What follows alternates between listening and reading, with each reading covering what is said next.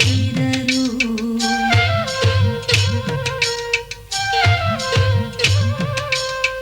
ಮಣ್ಣಲ್ಲಿ ಮಣ್ಣಾಗಿ ಕಂಪೂರಿಕ್ಕೆ ತುಂಬಿ ಜಗಕ್ಕೆಲ್ಲ ಸೂಸ್ಯಾರೋ ಸಿರಿಗಂಧ. ಜಗಕ್ಕೆಲ್ಲ ಸೂಸ್ಯಾರೋ ಸಿರಿಗಂಧ. ಸಿರಿಗಂಧ ಪರಿವಾರದ ಪರವಾಗಿ ನಿಮ್ಮೆಲ್ಲರಿಗೂ ನಮಸ್ಕಾರ. ಇಂದಿನ ನಮ್ಮ ಕಾರ್ಯಕ್ರಮದಲ್ಲಿ ಕೊರವಂಜಿ ಕೋಲಾಟ, ಚೌಡಿಕೆ ರಾಮಣ್ಣ ಅವರಿಂದ ಚೌಡಿಕೆ ವಾದನ, ಮುದೇನೂರು ಸಂಗಣ್ಣ ಅವರ ಸಂದರ್ಶನ, ಗಾರಡಿ ಕುಣಿತ ಮತ್ತು ಹನುಮಂತಪ್ಪ ಅವರಿಂದ ಒಂದು ಜನಪದ ಗೀತೆ.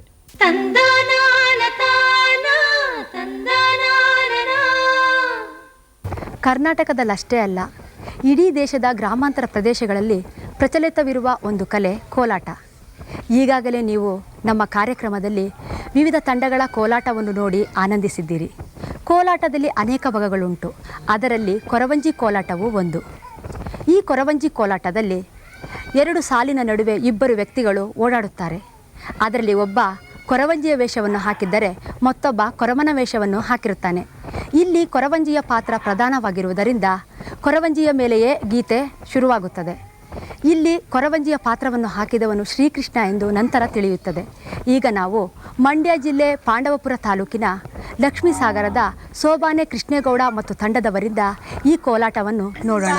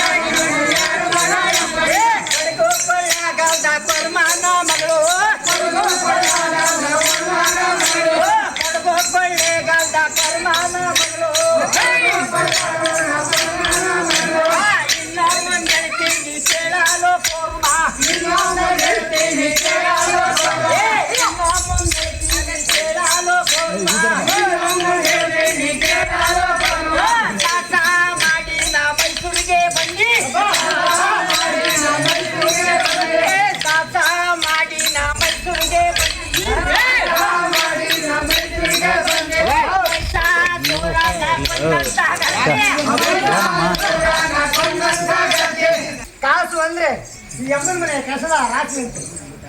ಆನೆ ಅಂದ್ರೆ ಈ ಅಮ್ಮನ ಮನೆ ಆಡಿನ ಹಿಂಡಂತೆ. ಇನ್ನೇನಪ್ಪ ಕೊಳ್ಳಿ ನಾನು ಮತ್ತೇನು ಬೇಕಮ್ಮ ಮೈಕಾತಿ ಕೊಡುವೆ, ಇನ್ನೇನು ಬೇಕಮ್ಮ ತಿನ್ನಾಣಿ ಕೊಡುವೆ, ಇನ್ನೇನು ಬೇಕಮ್ಮ ತಿನ್ನಾಣಿ ಕೊಡುವೆ, ಇನ್ನೇನು ಬೇಕಮ್ಮ ತಿನ್ನಾಣಿ ಕೊಡುವೆ, ಇನ್ನೇನು ಬೇಕಮ್ಮ ತಿನ್ನಾಣಿ ಕೊಡುವೆ.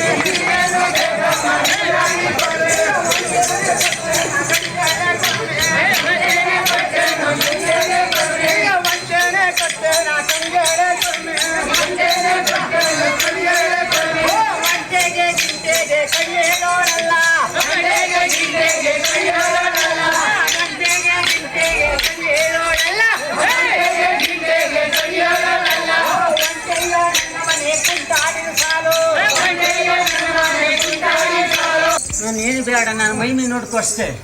ನಾನು ಮೈಸೂರು ಮದ್ದಿ ಅಂತ ತಿಳ್ಕೋಬೇಡ. ನಾನು ಶ್ರೀಕೃಷ್ಣ, ನಾನು ಕೊರಮಂಜಿ ಅವತಾರ ತಾಳಿದ್ದೀನಿ. ನಾನು ಮೈಮೈ ನಿಂತು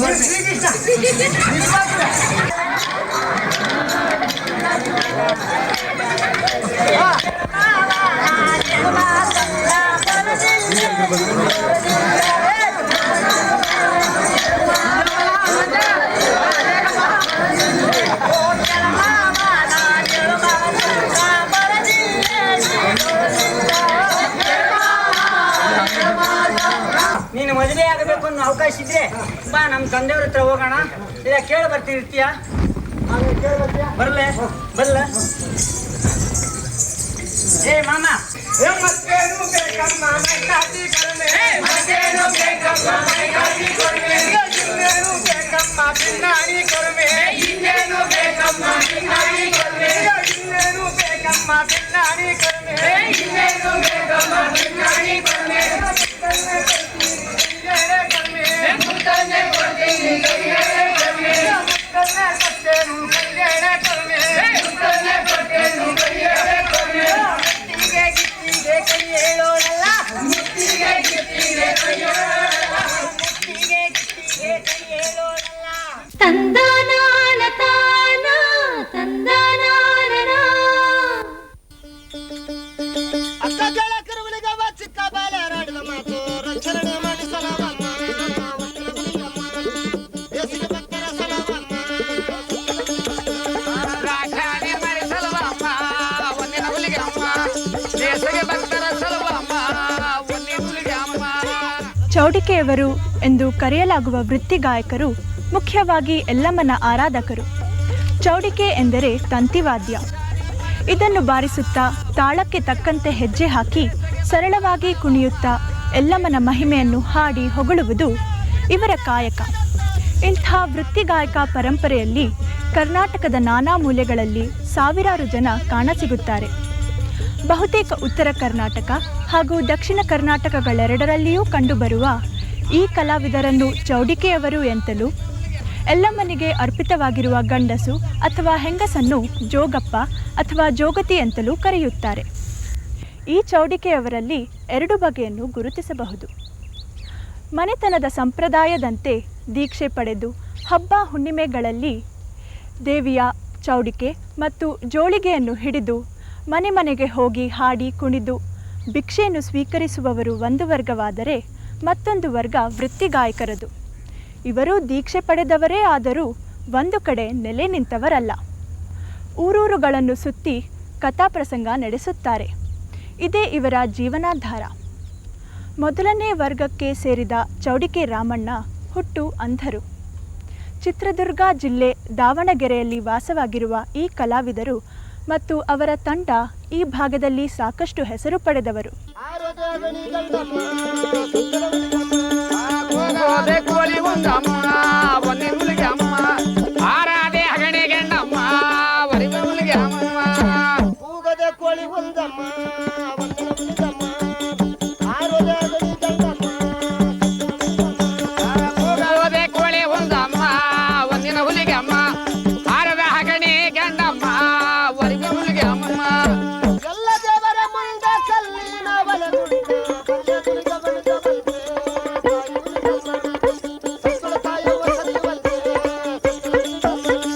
ಬಲ್ಯ ಹುಲಿಗೆ ಮನು ಬಂತೆ ಒಂದಿನ ಹುಲಿಗೆ ಅಮ್ಮ, ಸತ್ತೊಳ ತಾಯವ ನಿಜವಂತೆ ಒಂದಿನ ಹುಲಿಗೆ ಅಮ್ಮ. ಬಲ್ಯದುರ್ಗ ವನಿಜವಂತೆ ತಾಯಿ ಹುಲಿಗಮ್ಮ, ಸತ್ತಳ ತಾಯವ್ವ ಸರಿಯುವಂತೆ, ಬಲ್ಯ ಹುಲಿಗೆ ಮನು ಬಂತೆ ತಾಯಿ ಹುಲಿಗೆ ಅಮ್ಮ, ಸತ್ತೊಳ ಹುಲಿಗೆ ಮನಿಜವಂತೆ ಒಂದಿನ ಹುಲಿಗೆ ಅಮ್ಮ. ಸಲ್ಲವದನೆಯ ಮೂರ ಬಲಿಯ ಗುಂಡಿನ ಮ್ಯಾಲೆ ಗೋಮಣ್ಣನೊಂದ ಹೊಸ ಪಡಗ, ನಾಯಗಳದೊಂದ ಹೊಸ ಪಡಗ, ದೇವಿ ಹುಲಿಗಮ್ಮ, ಆ ಹೋ ಮಣ್ಣದೊಂದೆ ಹೊಸ ಪಡಗ ವರವಿನ ಹುಲಿಗೆ ಅಮ್ಮ, ನಾಗಳದೇ ಹೊಂದೆ ಹೊಸ ಪಡಗ ದೇವಿ ಹುಲಿಗೆ ಅಮ್ಮ. ಓ ಮಣ್ಣದೊಂದ ಹೊಸ ಪಡಗ ತಾಯಿ ಹುಲಿಗಮ್ಮ, ನಾಯಗಳದೊಂದ ಹೊಸ ಪಡಗ, ದೇವಿ ಹುಲಿಗಮ್ಮ, ಓ ಮಣ್ಣದೊಂದ ಹೊಸ ಪಡಗ ಒಂದಿನ ಹುಲಿಗೆ ಅಮ್ಮ, ನಾಗಿಂದ ಒಂದು ಹೊಸ ಪಡಗ ಒಂದಿನ ಹುಲಿಗೆ ಅಮ್ಮ. ಏನಾತು ಬದಲ ಸರೇಟ ದೇವಿ ಹುಲಿಗೆ ಅಮ್ಮ. ಆನೆನ ತುಪ್ಪದಿನ ಹೆಸರಿಟ್ಟ ಹುಲಿಗಮ್ಮ, ಶ್ರೀಗಂಧ ಚಕ್ಕೆ ಹುರಿವ್ಯಾಳ ಒಂದಿನ ಹುಲಿಗೆ, ಗಂಧ ಚಕ್ಕೆ ಹುರಿವ್ಯಾಳ ಶ್ರೀಗಂಧ ಚಕ್ಕೆ ಹುರಿವ್ಯಾಳ ಒಂದಿನ ಹುಲಿಗೆ, ಗಂಧದ ಚಕ್ಕೆ ಹುರಿವ್ಯಾಳ ಒಂದಿನ ಹುಲಿಗೆ ಅಮ್ಮ. ಹುರಿಗರದ ಚಕ್ಕೆ ಹುರಿಬೇಡ ದೇವಿ ಹುಲಿಗಮ್ಮ, ಗಂಧದ ಕಡಿಗ ಹುರಿಬೇಡ ದೇವಿ ಹುಲಿಗಮ್ಮ, ಶ್ರೀಗಂಧ ಚಕ್ಕೆ ಹುರಿವ್ಯಾಳ ಒಂದಿನ ಹುಲಿಗೆ ಅಮ್ಮ, ಗಂಧದ ಚಕ್ಕೆ ಹುರಿವ್ಯಾಳ ಒಂದಿನ ಹುಲಿಗೆ ಅಮ್ಮ. ಶ್ರೀಗಂಧದ ಚಕ್ಕೆ ಉರಿಬಿದ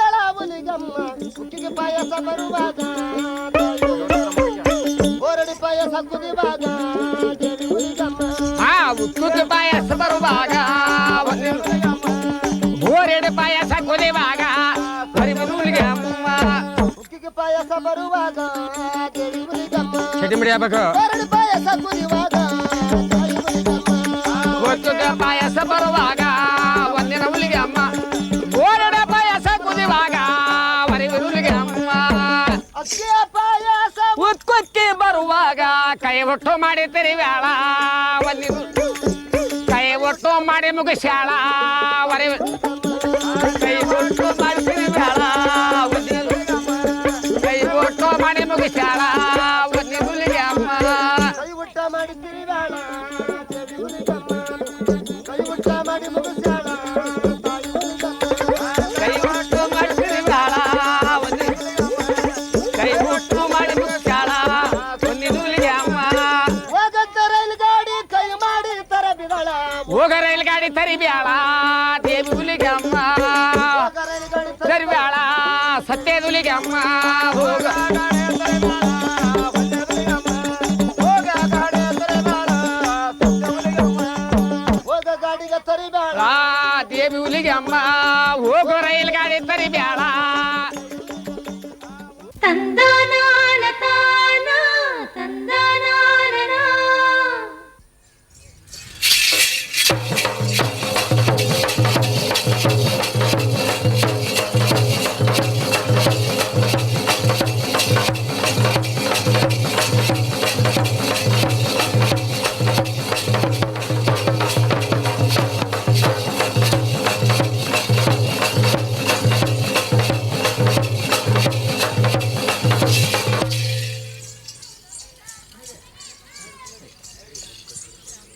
ದಕ್ಷಿಣ ಕರ್ನಾಟಕದ ಬಹುಭಾಗಗಳಲ್ಲಿ ಪ್ರಚಲಿತದಲ್ಲಿರುವ ಈ ಕುಣಿತವನ್ನು ಗಾರಡಿಗೊಂಬೆ ಅಂತ ಕರೀತಾರೆ.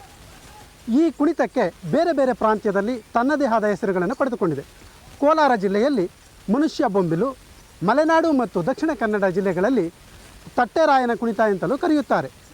2 ರಿಂದ 3 ಅಡಿ ಆಳೆತ್ತರದ ಬಿದಿರಿನ ಕಂದಿಲುಗಳನ್ನು ಮಾಡಿಕೊಂಡು ಅದಕ್ಕೆ ಮರದಿಂದ ಮಾಡಿದ ಮನುಷ್ಯನ ತಲೆಯ ರೂಪವನ್ನು ಹಾಕಿಕೊಂಡು ಬಣ್ಣ ಬಣ್ಣದ ಬಟ್ಟೆಗಳನ್ನು ತೊಡಿಸಿ ಅಲಂಕರಿಸುತ್ತಾರೆ. ಈ ತೊಟ್ಟಿಯ ಒಳಗೆ ಕಲಾವಿದ ನುಸುಳಿ ತಮಟೆಯ ಗತ್ತಿಗೆ ತಕ್ಕಂತೆ ಕುಣಿಯುತ್ತಾನೆ. ಈ 2 ಗಾರಡಿ ಗೊಂಬೆಗಳ ಜೊತೆಗೆ ಅನೇಕ ಹಾಸ್ಯ ಕಲಾವಿದರು ಸಹ ನರ್ತಿಸುತ್ತಾರೆ. ಇಂತಹ ನರ್ತನವನ್ನು ನೋಡುತ್ತಿದ್ದರೆ ನೋಡುವವರು ಸಹ ಕುಣಿಯಬೇಕೆನಿಸುತ್ತದೆ. ಈಗ ನನ್ನ ಜೊತೆ ನೀವು ಕುಣಿತೀರಲ್ವಾ? ಬನ್ನಿ.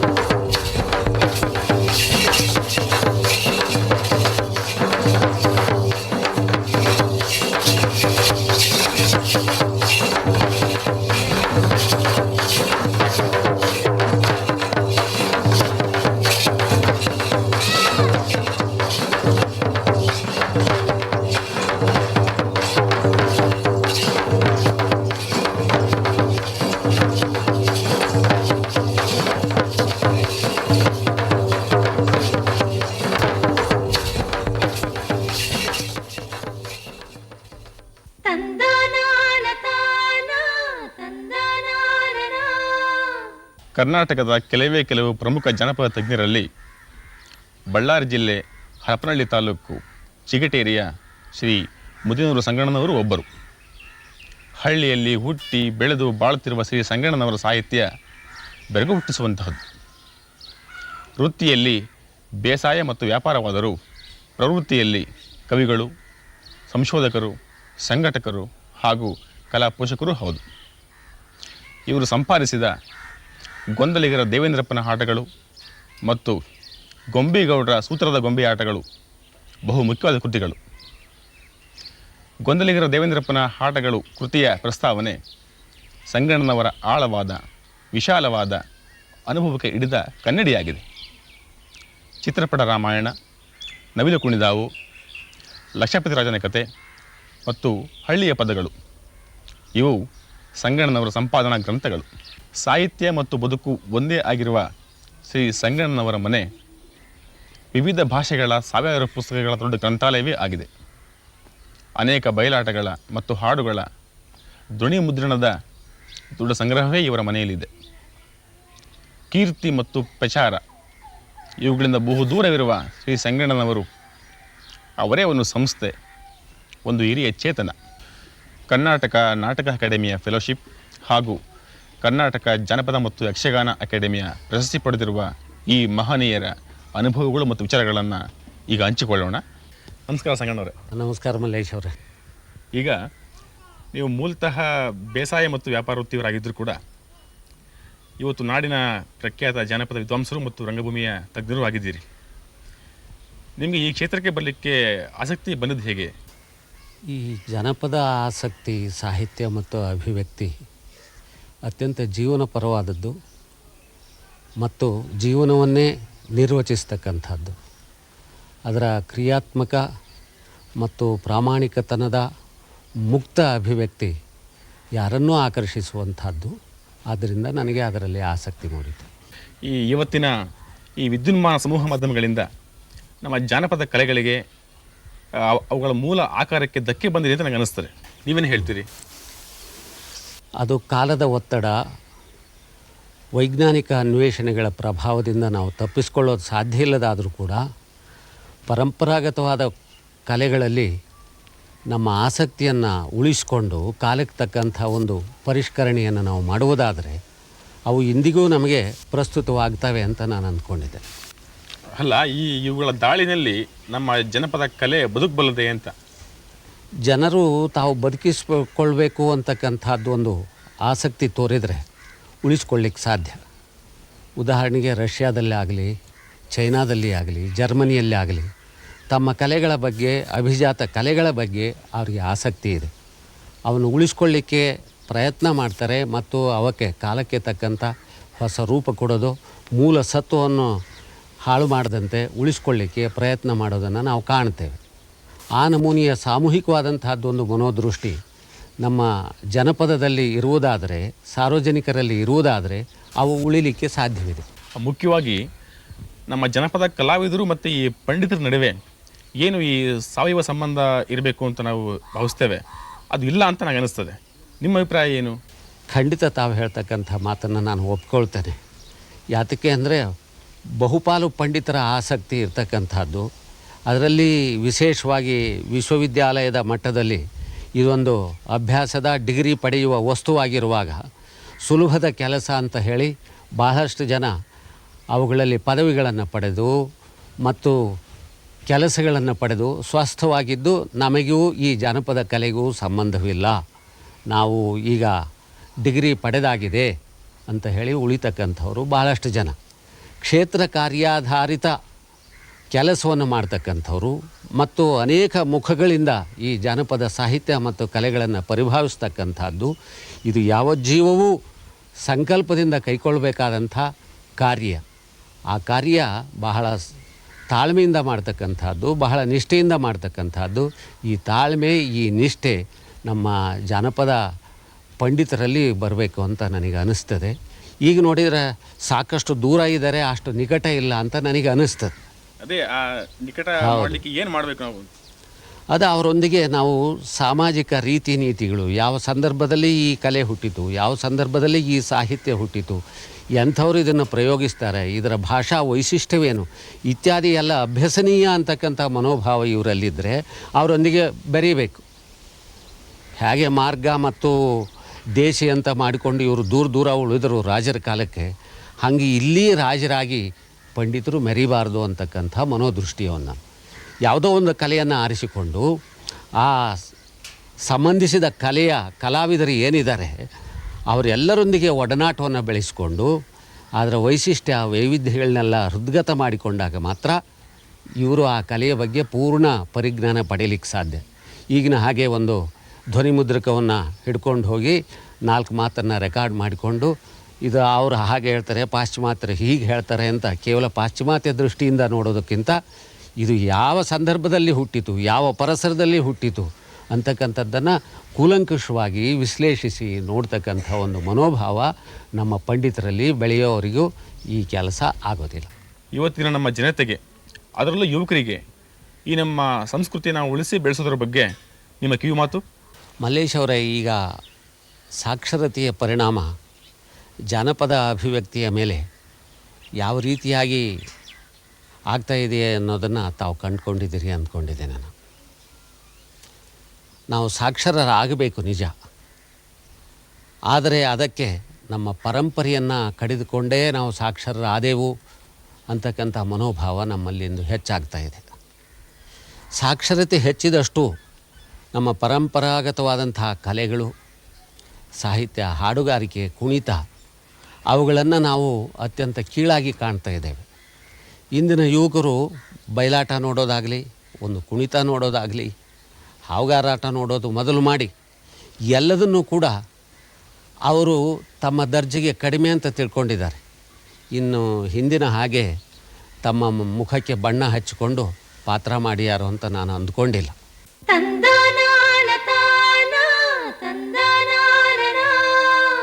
ಮತ್ತೆ ಮುಂದಿನ ವಾರ ಭೇಟಿಯಾಗೋಣ. ನಮಸ್ಕಾರ.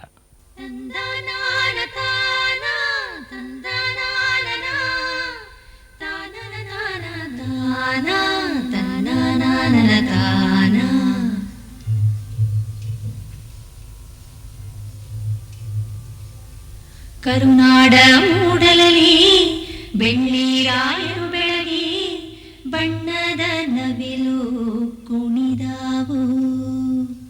ತಂದನಾನ ತಾನ ತಂದನಾನ ಸ್ವಾತಿಯ ಮಳೆ ಹುಯ್ದು ಮುತ್ತುಗಳ ತೆನೆಬಾಗಿ ಭೂತಾಯಿ ನೆನೆದು ಹರಸ್ಯಾಳು. ಮಾವು ಮಲ್ಲಿಗೆಯೊಳಗೆ ಸುಳಿದಾಡಿ ಎಳೆಗಾಳಿ ಕೋಗಿಲೆ ಕುಹು ಎಂದು ಸರಬಿಕ್ಕಿತೋ. ಅರಸರ ಕಥೆಯಲ್ಲ, ಗುರುಗಳ ಮತಿಯಲ್ಲ, ಬಿತ್ತಿ ಬೆಳೆದವರ ಪಾಡು ಹಾಡಾಯಿತೋ. ವೇದವ ವಾದವ ಕಾಣದ ಜನರು ಓದನು ಅರಿಯದೆ ಗಾದೆ ಕಟ್ಟಿದರು.